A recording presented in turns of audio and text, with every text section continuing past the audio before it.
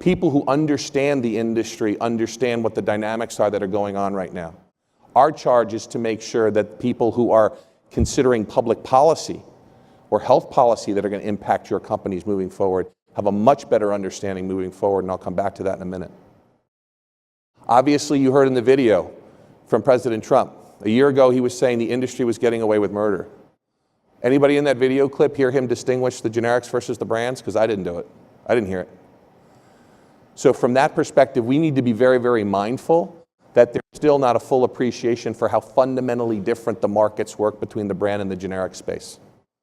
We have states increasingly engaging on the issues of drug pricing and transparency, in large part because they believe the federal government is just going to talk about it. They're not going to do anything about it, right? They feel a year into this administration with this Congress, it's all about rhetoric, it's not about action, and they see political opportunity for themselves to step into what they think is a breach that needs to be filled.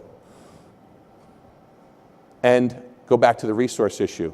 I can assure you everybody I mentioned earlier in the supply chain is all too happy to deflect attention our way in an effort to shield themselves from criticism or further scrutiny. So when I do think about the role of the underdog, and I do think about my beloved Philadelphia Eagles this season, again, I do see a lot of symmetry between where we are and where they were, with one exception, right? Their story's over. It ended successfully. They won the championship. Our story is still yet to be written. And based upon what you heard from Deputy Secretary Hargan yesterday, no one should underestimate now the resolve of this administration.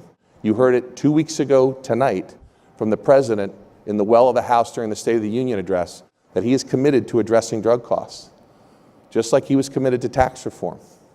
And he got that done. He got that done with a Republican Congress.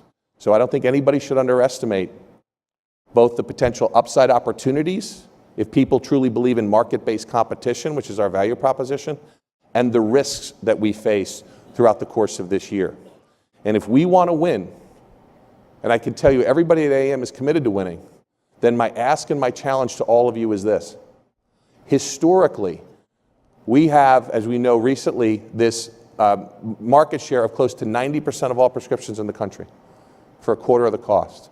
There is no other value proposition like that in the healthcare industry.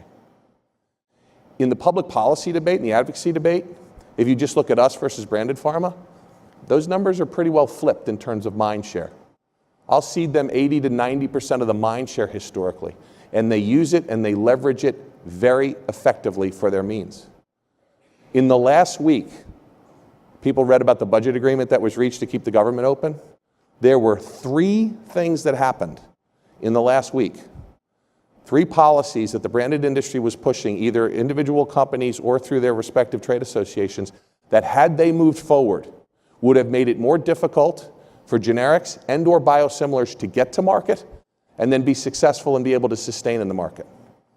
And I want to give credit to our team at AAM, working with our member companies that have resources in Washington, for getting on top of those issues earlier, getting to the Hill, going in DEFCON 5, and making sure that those things were not enacted. But they were close. And I can assure you that they will try again. That's what needs to change. Because they're going to keep doing it, and others are going to keep doing it. So you might be asking, what can we do? The first thing that we can do, collectively and individually, is do a better job of telling our story. Tell your individual story as a business. You engage, obviously, with your commercial customers on a daily and a weekly basis. I know that there are challenges in terms of how lean we are compared to some of the other industries I referenced and companies within those industries. But let me give you an example of the problems that are associated with a lack of engagement. I mentioned the State of the Union address, right? President Trump said on Tuesday night, I'm going to do something about drug costs, just watch. The next morning, I was driving into work. I was listening to CNBC on the radio, and I was listening to Squawk Box.